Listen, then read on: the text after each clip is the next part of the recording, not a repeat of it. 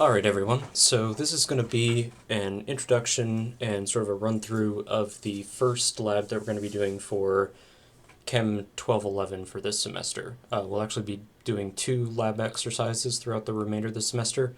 This will be the first one that you're responsible for, and this is going to be a modified form of the Solutes and Electrolytes lab. Now, the main difference between the regular version of this lab and the one that we're going to be doing is, of course, the fact that you don't have access to a lab space. So if you look on the procedure page here of the assignment that I'll be distributing, you can see that you're not actually going to be doing any part of this experiment on your own. You're essentially going to be given some data and you need to interpret it. So if we look at the procedure here, it says you'll need to complete the pre-lab exercise, so you can just do that. You could even do it on the page in Microsoft Word, for instance. There's an interactive simulation here to show you how conductivity tests work. I would strongly recommend that you do that. It will definitely help you get a better understanding of what's going on. That said, if you can't get that activity to work, then it's probably not going to be strictly necessary to complete the lab. So do realize that by going through that, you'll probably have a much better understanding, and answering a lot of the questions and interpreting the results that you see will probably be a lot easier. Alright, so beyond that, let's see. We're essentially going to be giving you data from a previous semester, so data that some student collected in a previous semester when they actually did this experiment in lab. And from those numerical data that's been collected, you're going to sort of interpret the results by completing the data table and answering the post-lab questions. And after you've done all that, including the pre-lab, what you can do is save the document, make sure you give it a file name that will somehow uniquely identify it as yours. Otherwise, I'll just get a bunch of files with the exact same name and have to try to guess who sent me which one. So please include your name somewhere in the file name. You can see here it says that you'll have the week of April 6th to 10th to finish that, and that you'll need to complete it by Friday the 10th at the latest. Luckily, this shouldn't take too long to complete, I don't think, especially since you've been given the data and you don't have to collect it yourself. Alright, so if we scroll down here, we can see here on this page that we have a data table, which is similar to the one in the normal version of this procedure, where there's some different substances and the numerical results of some conductivity tests.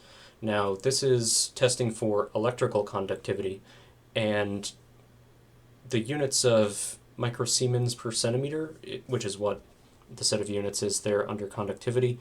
There's not too much to interpret there other than that larger numbers mean more electrically conductive.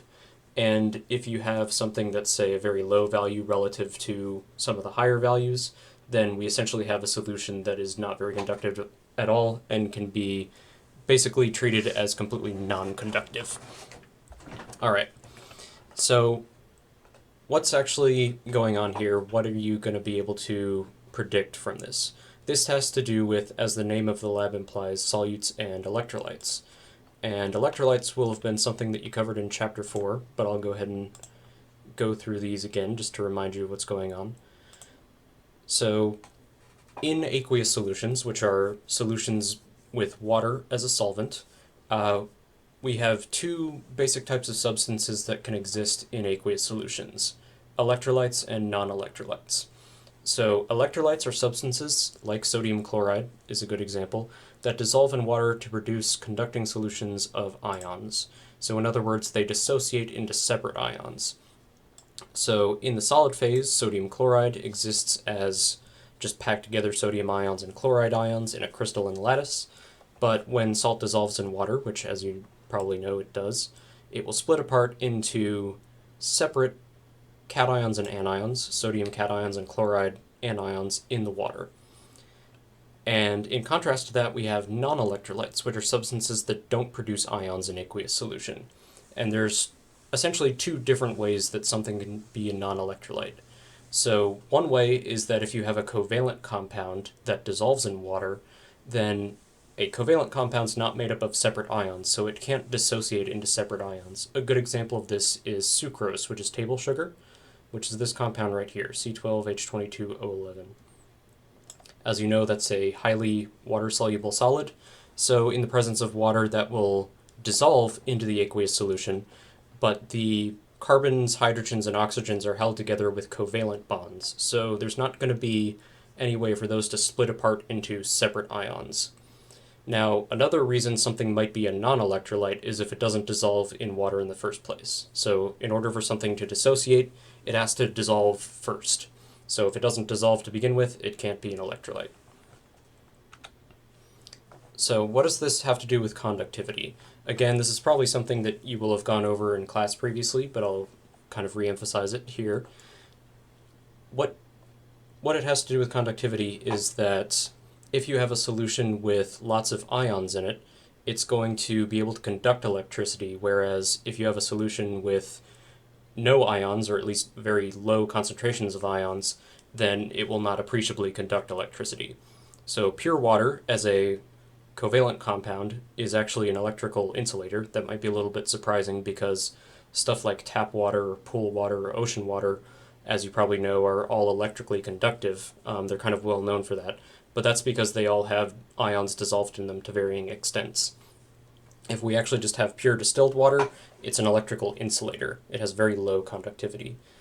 If we have dissociated ions in our aqueous solution, though, then we have separate positive and negative charges floating around that help to conduct electricity.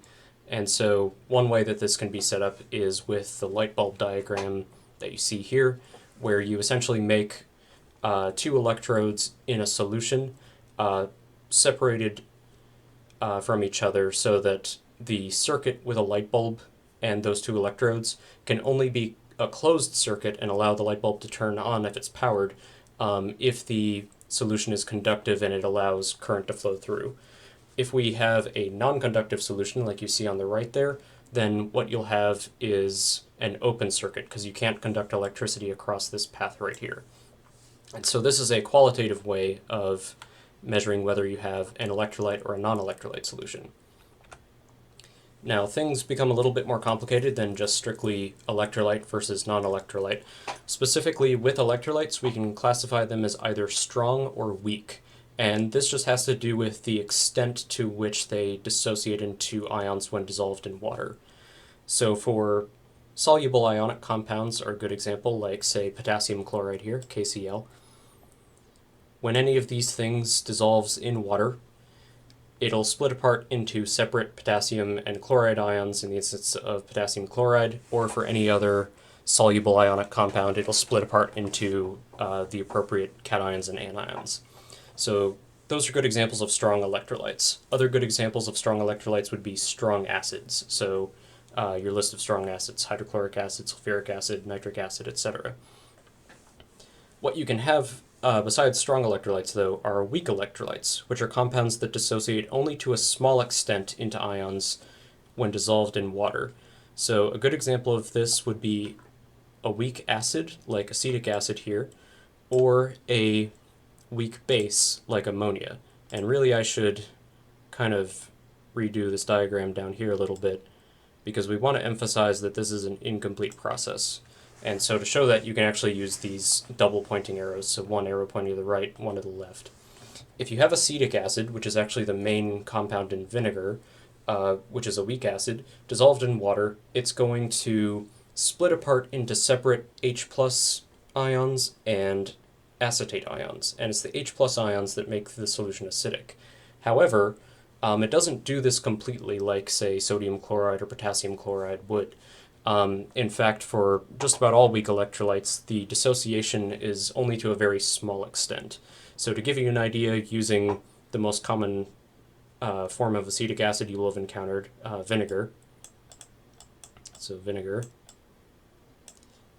That is only about less than 5% dissociated.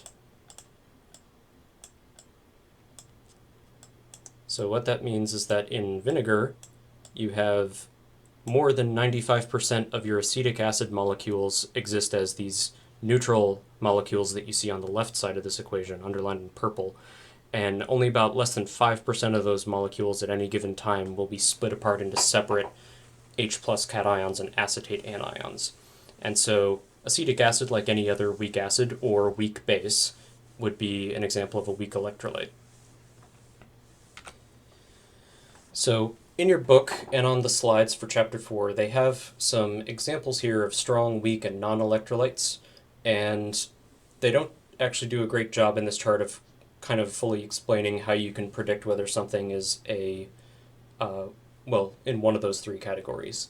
So in your strong electrolytes category, you have soluble ionic compounds. So remember, not all ionic compounds are soluble, but if they are, then they'll be strong electrolytes. And besides those, we have strong acids and strong bases, although strong bases are themselves a subset of soluble ionic compounds. So those are your strong electrolytes. Under weak electrolytes, we have weak acids, and not shown here are weak bases, which are also weak electrolytes. So a really common example of a weak base, for instance, might be ammonia, which is NH3. Ammonia is a weak base. It only dissociates to a very small extent into ammonium and hydroxide ions in the presence of water. So weak acids and weak bases are pretty much the only types of compounds that will behave as weak electrolytes. And then finally, under non-electrolytes, we have molecular compounds. So covalent compounds, essentially, ones that are not held together by ionic bonds, but just covalent bonds. So that would include stuff like water, importantly, but also just about all compounds of carbon, so organic compounds, where carbon is part of a covalent molecule. There's just a small handful of examples here on this slide, like methyl alcohol, ethyl alcohol, sucrose, but by and large, pretty much all organic compounds are going to be non-electrolytes.